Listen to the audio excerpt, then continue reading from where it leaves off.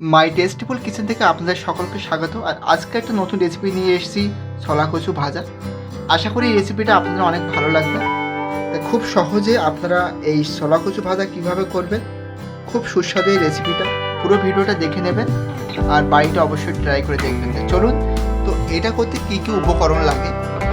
এই ছোলা কচু ভাজা করতে যেসব উপকরণ লাগবে, এখানে আছে গোটা জিরে আছে, হলুদ আছে, লবণ আছে, শুকনো লঙ্কা আছে, আর কয়েক রসুন থেঁতো করে রেখেছি, জিরের গুঁড়ো আছে, একটা গোটা পেঁয়াজ আছে, কাঁচা লঙ্কা আছে।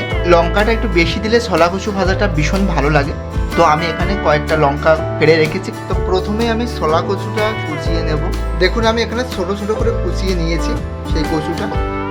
3 থেকে 4 বার আমি এটা ধুয়ে নিয়েছি। দেখো, ধোয়ার পরে দেখবে জল থেকে একটু সাদা সাদা একটু যে আঠাটা বের হবে, এইভাবে 3 থেকে 4 বার ধুয়ে তুলে নেবেন।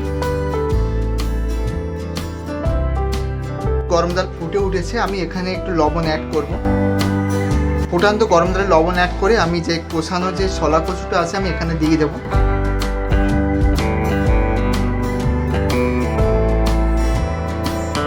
এটাকে ঢাকনা দিয়ে ঢেকে দিয়ে মিডিয়াম ফ্লেমে আমি কিছুক্ষণ ভাপিয়ে নিয়ে তারপর এটাকে তুলে নেব। 5 মিনিট হয়ে গেছে, এবার আমি ফ্লেমটা বন্ধ করে দেব। এই ভাপানো কচুটা আমি এবার জল ঝরিয়ে এটাকে তুলে নেব। কড়াই গরম হয়ে গেছে, এবার আমি এখানে তেল দেব। আমি এখানে সর্ষের তেল দিলাম, আপনারা চাইলে এখানে সাদা তেলও করে দিতে পারেন। আমি এই গরম তেলের মধ্যে শুকনো লঙ্কা দিয়ে দিলাম, তারপরে দিলাম গোটা জিরে, কোচানো পেঁয়াজটা দিয়ে দিলাম,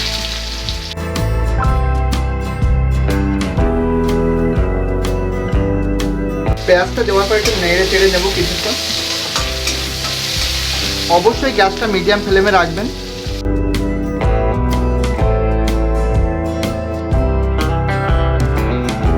পেঁয়াজ ভাজার মধ্যে আমি এখানে কয়েকটা থেঁতো করা রসুনও দিয়ে দিলাম। তো অনেকটা ভাজা ভাজা হয়ে গেছে, এইবার আমি এখানে ভাপিয়ে রাখা সেই কচুটা দিয়ে দেব।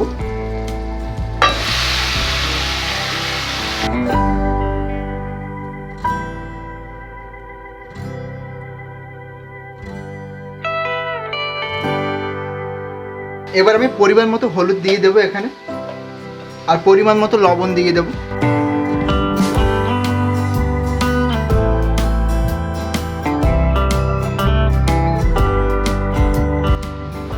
তো আমি এটার পরপরই আমি এখানে কয়েকটা ফেড়ে রাখা লঙ্কা আমি এখানে দিয়ে দেবো। আর অবশ্যই কচু ভাজাতে লঙ্কাটা একটু চড়া হলে খেতে একটু খুব সুস্বাদু হয়, আমি লঙ্কাটা একটু পরিমাণটা বেশি দিলাম।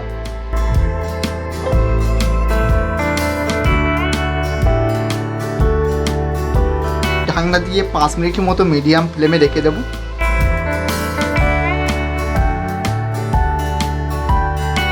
তো 5 মিনিট পরে আবার দেখা হচ্ছে। 5 মিনিট পরে আবার চলে এলাম, এবার ঢাকনাটা আমি খুলে দেব।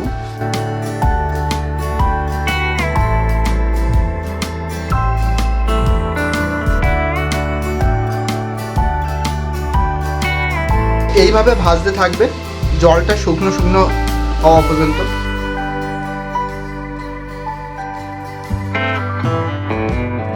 দেখুন, এখানে অনেকটা শুকনো শুকনো হয়ে এসছে। আমি এখানে একটু হালকা আর একটু তেল অ্যাড করবো।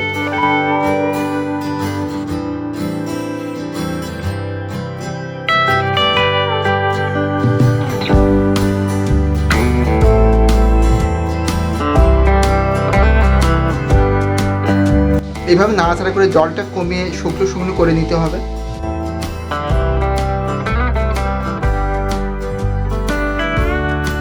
কড়াইয়ের নিচে যেন না লেগে যায় সেদিকেও লক্ষ্য রাখবেন। এটা শুকনো শুকনো হয়ে এসছে, করে দেবো জিরের গুঁড়ো,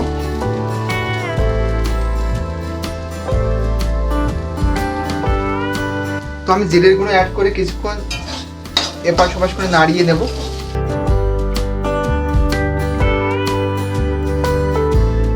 আমার রান্না কিন্তু প্রায় হয়ে গেছে, আর 1 মিনিট পরে আমি নামিয়ে নেব। পুরোপুরি ভাজা কমপ্লিট হয়ে গেছে, এবার আমি গ্যাসের ফ্লেমটা বন্ধ করে দেব। পুরো রান্না কমপ্লিট, এবার আমি রান্না তুলে নেব। এই রান্নাটা কেমন লেগেছে অবশ্যই ভালো লাগলে লাইক করবে। আপনারা নতুন ভিডিও দেখছেন অবশ্যই চ্যানেলটি সাবস্ক্রাইব করে রাখবেন, আর যারা ফেসবুক থেকে দেখছেন অবশ্যই চ্যানেলটি ফলো করে রাখবেন। আশা করি এই রেসিপিটা আপনাদের অনেক ভালো লেগেছে। চলুন নেক্সট অন্য রেসিপি নিয়ে আবার হাজির হচ্ছি। ততক্ষণ ভালো থাকবেন, সুস্থ থাকবেন।